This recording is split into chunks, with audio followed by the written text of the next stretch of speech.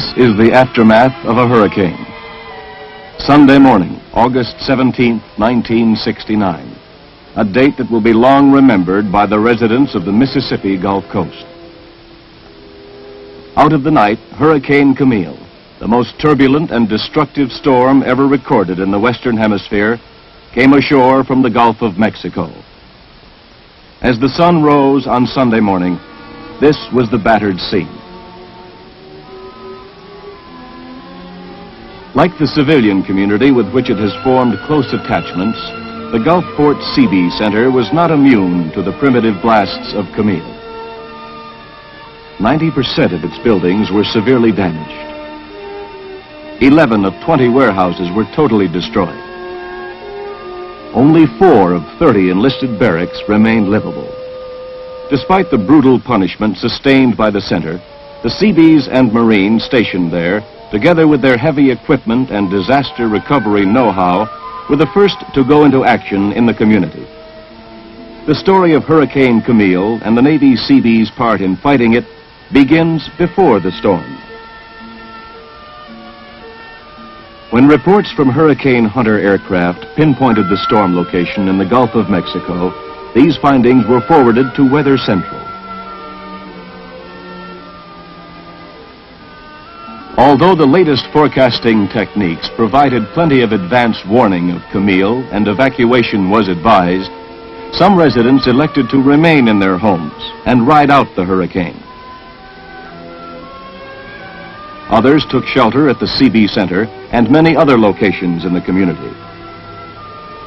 Expectant mothers were taken to the Seabees Center dispensary, as were others who might need medical attention. Normal base electricity was cut off before the storm to avoid needless electrical hazards from fallen lines. Portable generators were used to supply power to emergency facilities on the base, such as shelters, command posts, and water and sewage pumps. In effect, the base became independent of outside services. 46 of these electric generators of varying capacities were taken from war reserve storage on the base and distributed by the Seabees before and immediately after the hurricane to Civil Defense headquarters and other locations. Voice radio equipment located in the Seabee command post was tuned to link the base with Navy field radios, which were distributed to police, civil defense, and many of the shelters. It also provided a link with the outside world and was used to send news bulletins, relay messages, and answer queries about survivors. Amtraks belonging to the 4th Marine Amphibious Tractor Battalion were readied and standing by for the inevitable rescue work during the height of the storm.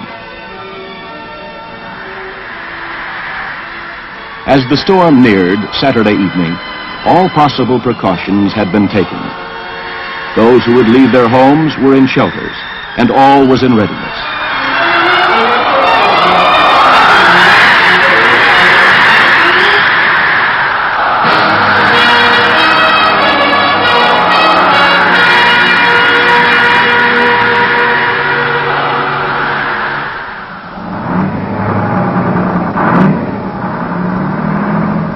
The first sounds at dawn after the passage of Camille were the roaring diesel engines of Seabee heavy construction equipment moving out into the stricken community. Clearing of the Seabees Center could wait. On the coastal highway in Pass Christian, the Seabees of MCB 121 set up a command post in one of the few buildings in the area left usable, the VFW meeting hall. It was from this modest headquarters that the rescue and cleanup operations in that area were directed. Mobile Construction Battalion 74, practically on its way to Vietnam, was detained for rescue work in West Gulfport and found plenty to do in the area before finally departing. Walkie-talkie radios, indispensable for the control of such wide-ranging activities, were checked out by Seabee communications specialists and issued to key personnel. Mobile Construction Battalion 128 returning to home base at Gulfport from a tour of duty in Vietnam, found little they could call home, thanks to Camille. They immediately volunteered and wound up in the thick of the rescue and cleanup operations in Long Beach, between Gulfport and Pass Christian.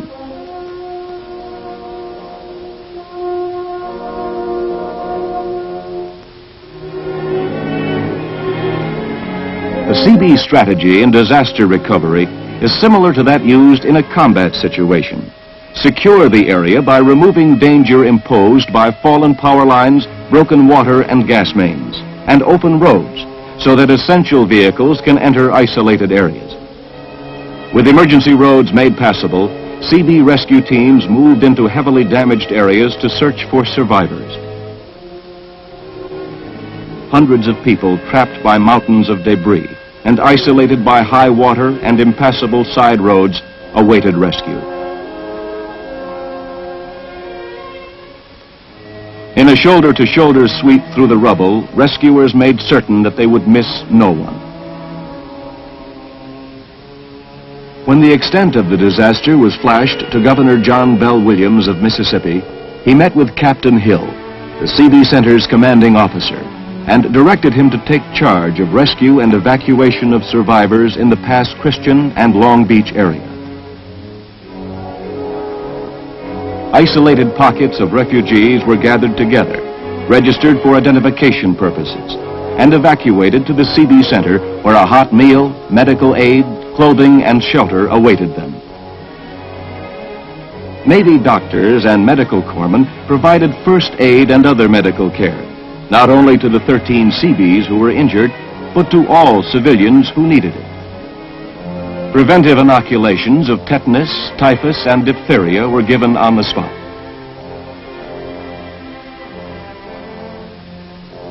Patients from a nursing home in Pass Christian and those from the hard-hit Veterans Administration Hospital in Gulfport were evacuated from their shelters by Seabees, Army, and Air Force personnel.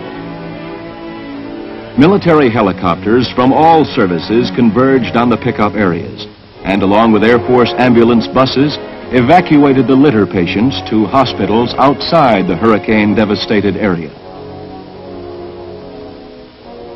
The helicopter was the only rapid transportation available and proved to be a true angel of mercy.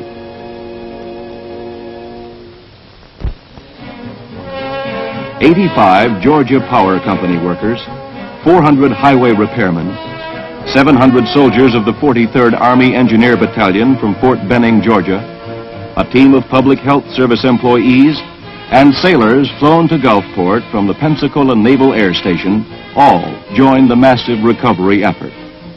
Tents and mess facilities provided at the Seabee Center temporarily housed and fed this vast army of rescue workers. Many of the 2,500 Seabees, sailors, and Marines who participated in the rescue and cleanup efforts had families like their civilian neighbors who were forced to flee for their lives. These added burdens and worries, however, appeared to serve only as a spur to their labors.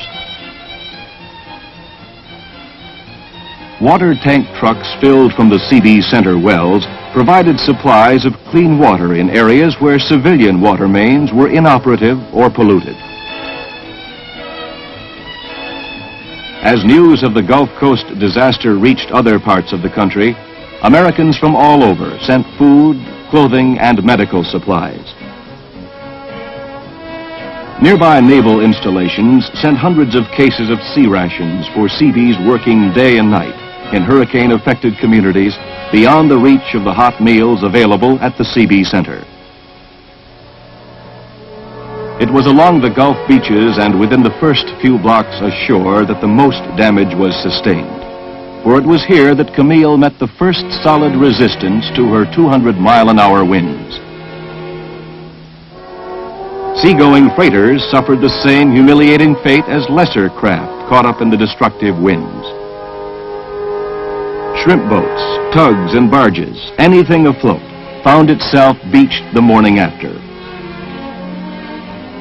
For those fortunate enough to find something left with which to start a new life, the results of Camille's fury offered a full challenge.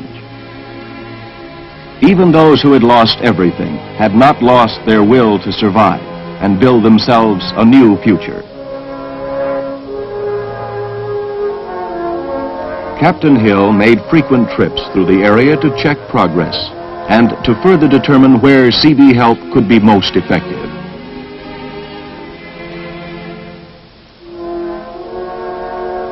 Camille Court, a community of mobile homes provided by the Department of Housing and Urban Development, was constructed near the center by Seabees of MCB 128. The community is open not only to the families of civilians and Seabees assigned to the center, but to any family who lost its home during the hurricane. When completed, the project was a community of 58 new temporary homes with laundries and recreation facilities. By early September, the work of the Seabees in helping the civilian community recover from the effects of Hurricane Camille was fast drawing to a close. The Army would soon move in and take over the responsibility of debris clearance. The Seabees could look back with great pride at their accomplishments during the hectic aftermath of the Western Hemisphere's greatest storm. Over 200 miles of roads cleared, hundreds of people rescued, fed, sheltered, clothed, and treated medically. And last but equally important, the freely given Seabee skills, talents, and compassion for those who lost much during the storm. Whereas the performance of the Seabees and Marines of Gulfport during and after Hurricane Camille was far beyond the call of duty. Whereas the state of Mississippi, and particularly the people of the Gulf Coast area, is grateful to the officers and men of the Naval Construction Battalion Center for their outstanding services in rescue and rehabilitation of the Gulf Coast area. Now, therefore, I, John Bell Williams, Governor of the state of Mississippi, do hereby proclaim October 31, 1969 as Seabees Awards Day in the state of Mississippi.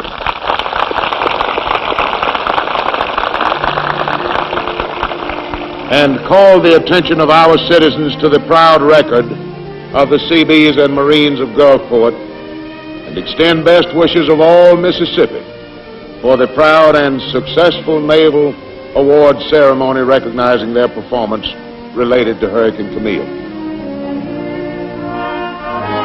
During an impressive ceremony, Rear Admiral Means Johnston, Jr., representing the Chief of Naval Operations, presented the Navy Unit Commendation to all units present during Camille, and 82 individual awards ranging from the Legion of Merit to the Navy Achievement Medal for individual acts of heroism and achievement.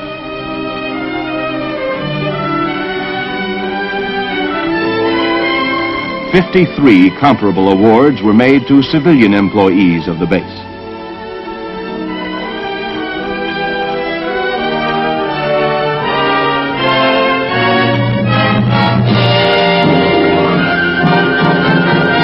The people of Mississippi indicated their appreciation of the Seabees in the form of many awards and a personal thank you from Governor Williams.